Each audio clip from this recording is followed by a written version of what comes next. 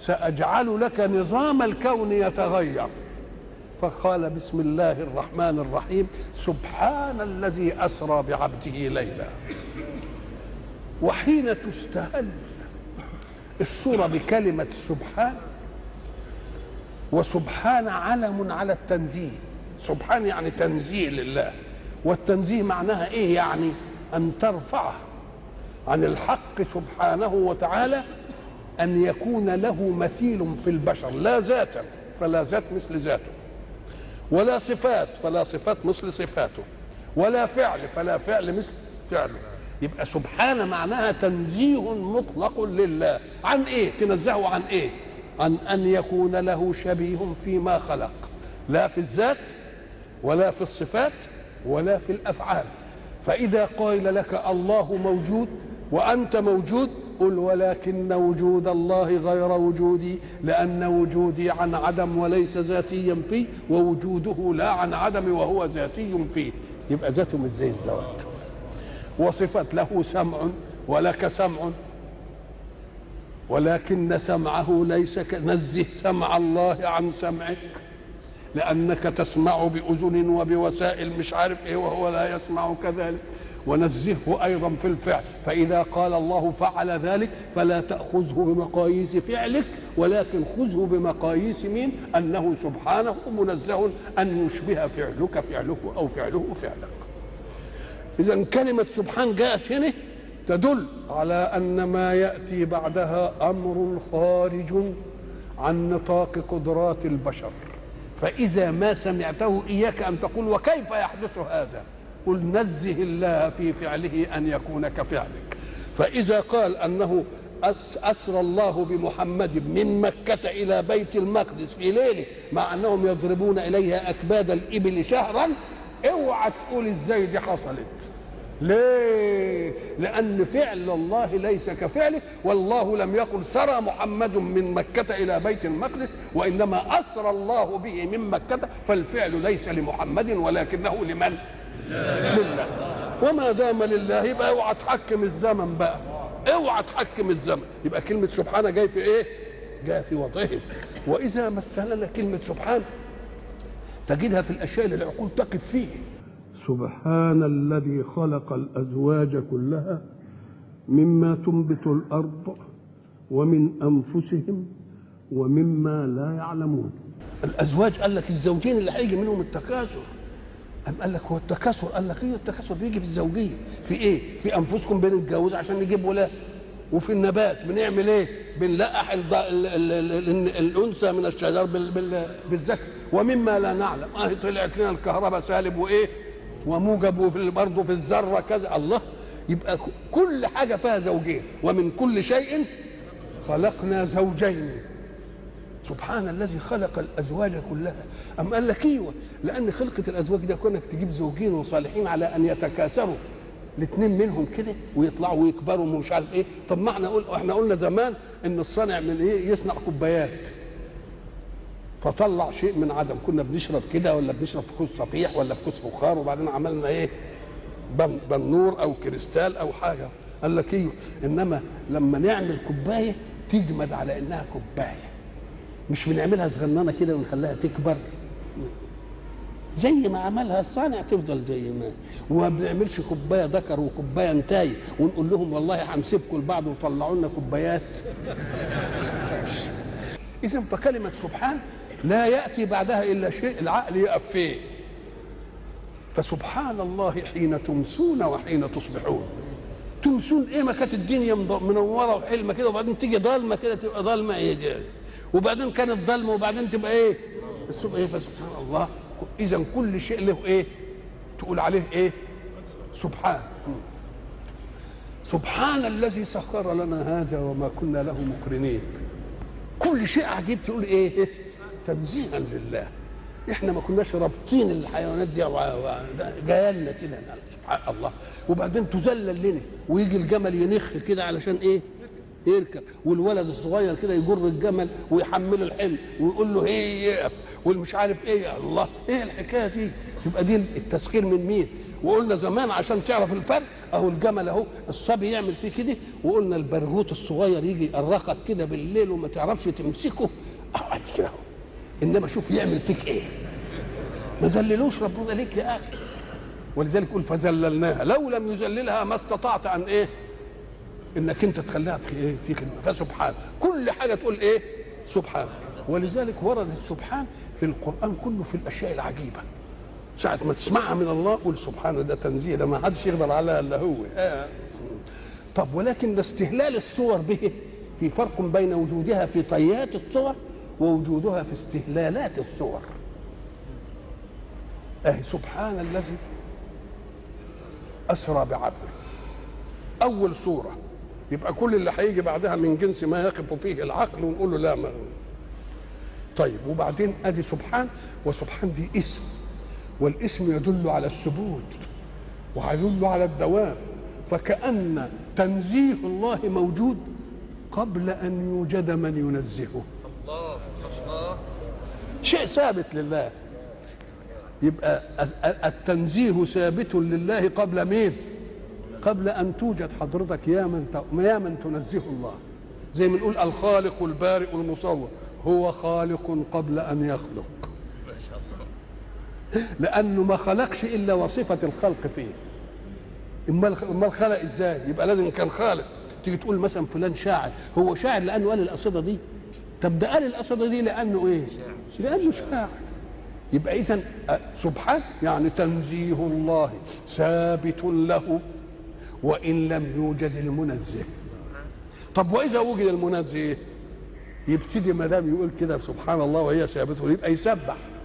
طب سبح لله ما في السماوات والأرض، ومرة يقول سبح لله ما في السماوات وما في الإيه؟ في الأرض. طب سبح وسكت، قال لك ويسبح لله ما في السماوات وما في الارض. الله ما دام التنزيه ثابت لله بسبحان وان لم يوجد المنزه، وحين وجد المنزه نزه، فسبحت السماوات والارض وما في السماوات وما في الارض. وهل سبحت وسكتت؟ لا، ويسبح لله ما في السماوات وما دام الامر كذلك فلا تتقاعس انت ايها المكلف، فسبح باسم ربك الاعلى. وانتهي بقى من المساله. سبحان الذي أسرى بعبده ليلا. إذن كلمة سبحانه فهمنا اللي هيجي بعدها. اوعى تقول ازاي حصلت دي، لأن ربنا منزه عن انك انت تقول ازاي دي حصل. سبحان الذي أسرى، ولا قالش ايه ان عبده سرى، يبقى أسرى. وحين ينسب الفعل إلى فاعله ما تاخدش المفعول في السكة. ولذلك العرب حينما يحدثهم رسول الله أنه أسر الله به من مكة لبيت المقدس، شوف بقى العقول بتستقبل الكلام زي، يقول لك الله كيف هذا ونحن نضرب إليها أكباد الإبل في شهر وأنت تدعي أنك أتيتها في ليلة. أهدي كذب منه. هو ادعى أنه أتاها، ده قال إنه أتي به. أنا ماليش دعوة، إيه دخلي في المسألة دي؟ هو أنا قلت أنا سريت ولا أسري بي؟ من الذي أسرى؟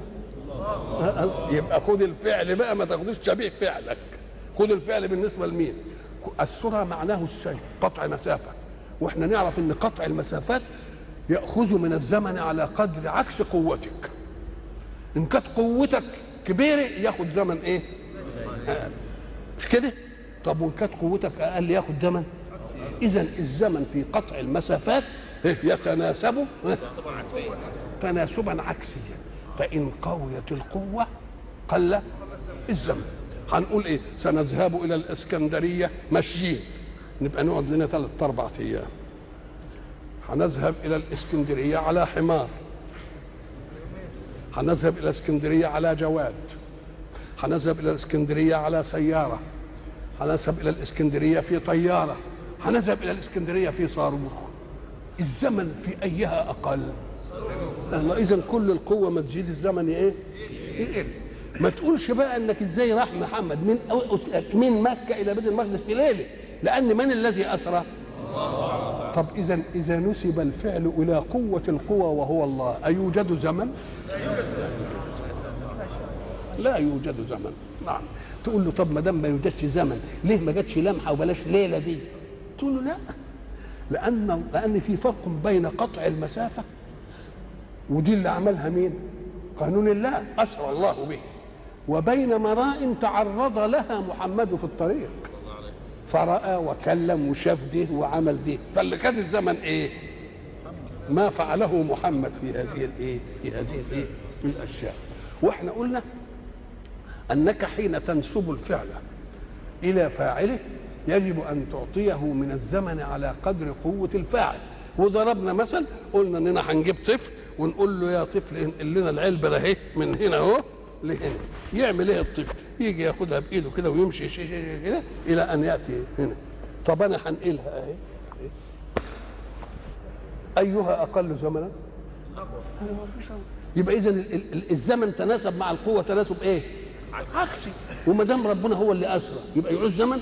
يبقى ما يعوزش زمن. وضربنا مثل زمان وقلنا هب ان قائلا قال انا صعدت بابن الرضيع قمه افرست اللي في الهيمالايا، صعدت بابن الرضيع قمه افرست. ايوجد واحد يقول لي وكيف يصعد ابنك الرضيع قمه افرست؟ ليه؟ لان انا ما قلت صعد ابن الرضيع قمه، ده انا بقول ايه؟ صعدت بابني.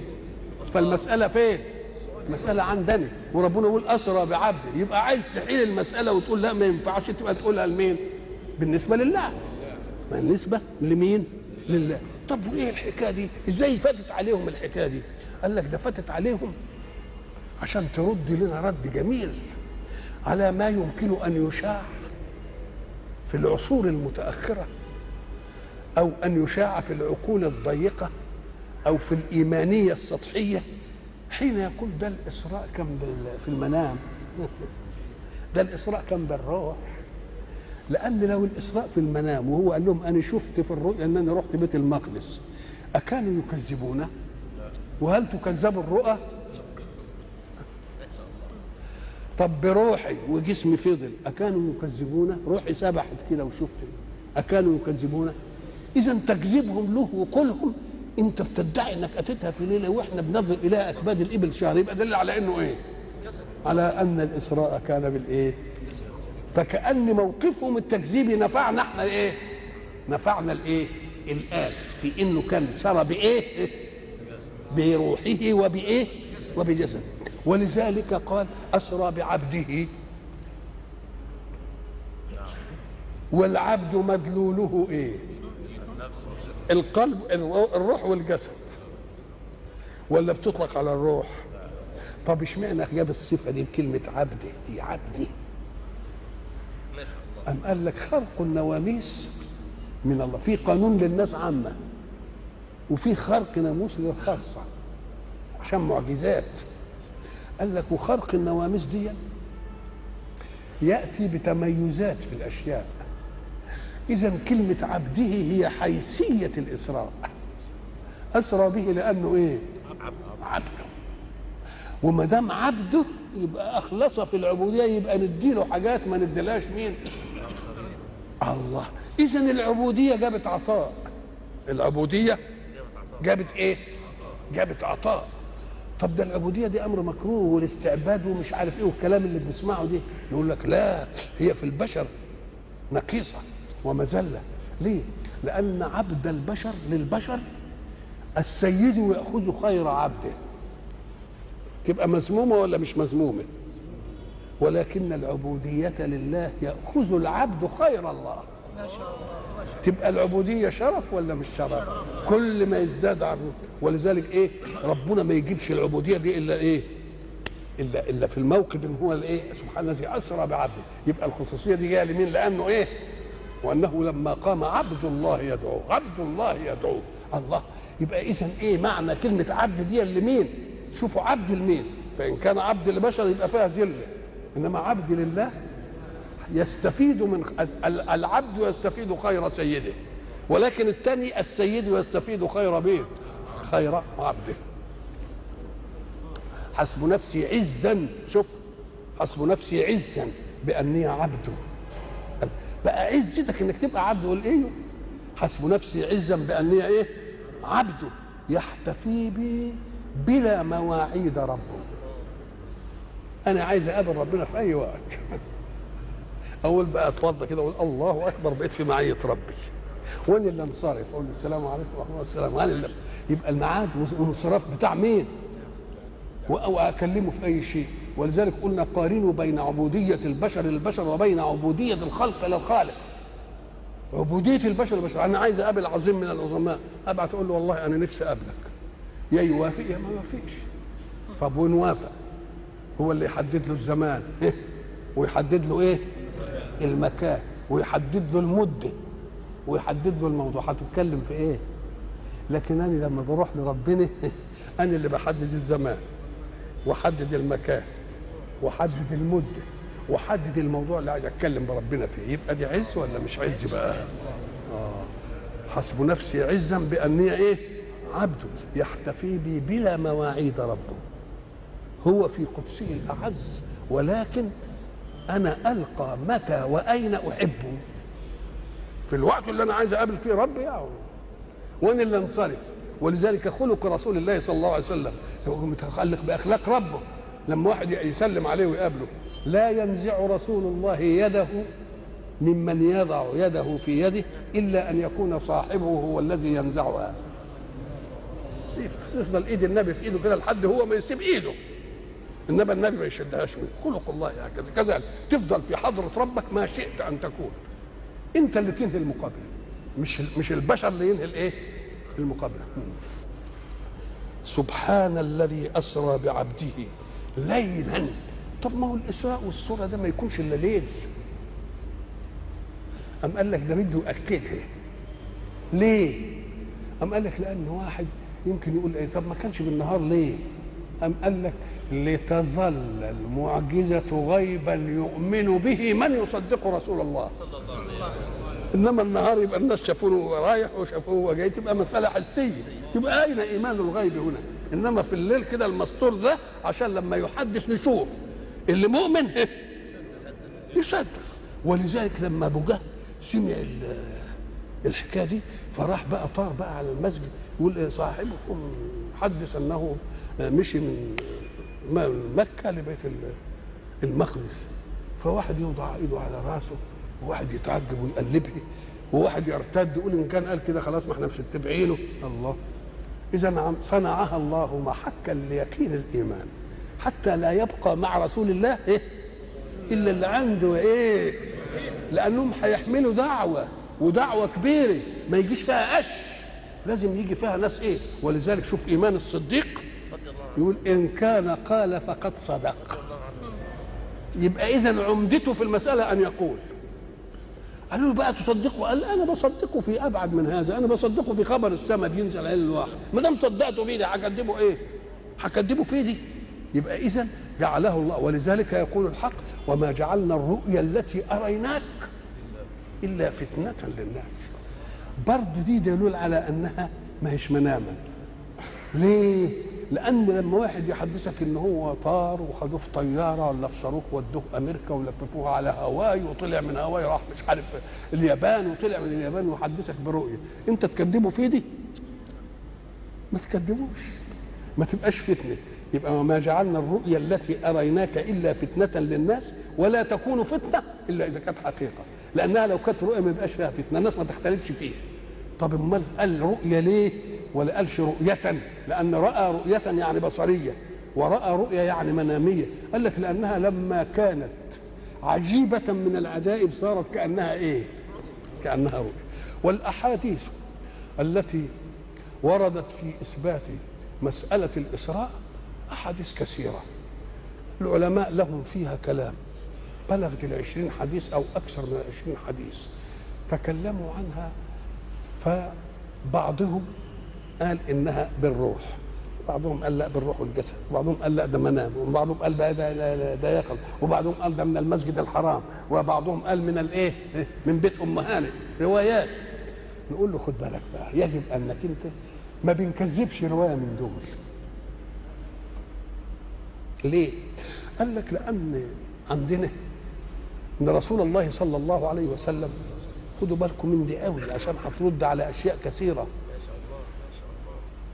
أول ما بدأ به رسول الله صلى الله عليه وسلم من الوحي الرؤيا الصادقة، فكان لا يرى رؤيا إلا جاءت كفلق الصبح. يبقى أول حاجة تيجي إيه؟ رؤيا، وبعدين تيجي كفلق الصبح تبقى حقيقة. هناك بقى لقد صدق الله رسوله الرؤيا بالحق لتدخلن المسجد الحرام. مش قال كده؟ شاف رؤيا انهم دخلوا المسجد الحرام، فقال للصحابه لما ردوهم من عند الحديبيه قالوا له انت مش قلت لنا هندخل المسجد الحرام؟ فقال لهم وقلت لكم في هذا العام؟ انا ما قلتش في هذا العام، لكن دخلوا وما دخلوش، دخلوا الله. اذا ففيه شيء اسمه رؤى الإيناس. رؤى الإيناس ان النبي يرى الشيء مناما حتى اذا ما فاجأه حقيقه يبقى له انس ايه؟ يبقى له انس به. وما دام لا يرى رؤيا الا جاءت كفلق الصبح يبقى اللي شافه منام يجي ايه؟ واقع. فاذا جاء واقعا يمكن يشوفه بعدين تذكره بذلك الإيناس.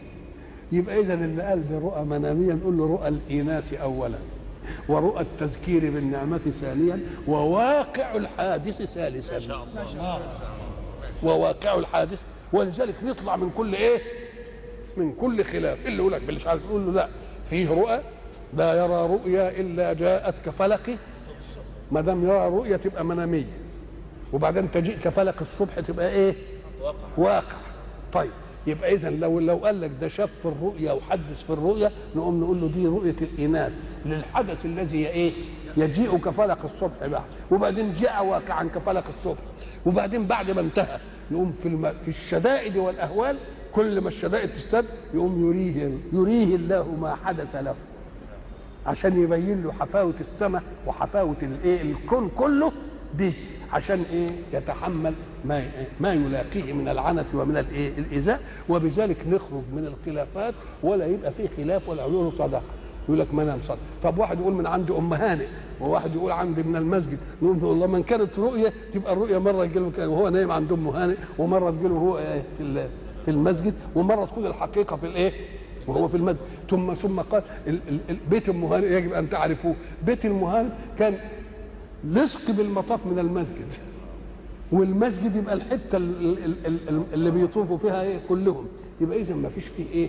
ما تشككوش في الناس بان الفعل فعل مين؟ فعل الحق ايه؟ سبحانه وتعالى. سبحان الذي اسرى بعبده ليلا من المسجد الحرام الى المسجد الاقصى الذي باركنا حوله. المسجد الحرام قلنا اللي هو الكعبه، اللي هو بيت الله. وقلنا ان كل مكان يخصص لعباده الله بنسميه ايه؟ انما يعمر مساجد الله ايه؟ مساجد الله. يبقى كل مكان، الارض كلها مسجد وطهور، ده لأمة محمد. لكن فيه فرق بين ارض تصلح للصلاه فيها وتصلح لمباشره حركه الحياه. المصنع تصنع فيه ولما يجي لك الوقت تقدر تصلي. الارض اللي بتزرع فيه تقدر تزرع ولما يجي لك الوقت ايه؟ يبقى اذا تصلح للصلاه ايه؟ ولحركه الحياه. لكن اذا جئنا الى مكان وحيزناه وقلنا ده مسجد يبقى لم يعد الا لمين؟ للصلاه بس. ولذلك الرجل الذي نشد الضاله، يعني ضاع منه حاجه وبيقول يا ناس انا تهلي مش عارف ايه، النبي قال له ايه؟ قال له لا رد الله عليك ضالتك. واللي يعقد صفقه في المسجد يقول له لا بارك الله لك في صفقتك. ليه؟ لان المسجد ده معناها انك انت ساعه ما تدخل تنوي الاعتكاف واللقاء مع الله. فاياك ان تشغل نفسك بزياده، الدنيا واخده منك قد ايه من الزمن. هتيجي الشويه اللي انت قاعدهم بالمسجد برضه تشغل الدنيا بيه. يبقى اذا معنى ان الارض كلها مسجد تصح الصلاه فيها وتصح مباشره حركه الحياه. ولكن المكان الذي يخصص ليصير مسجدا يبقى ما تنفعش فيه حركه الايه؟ حركه الحياه. ولذلك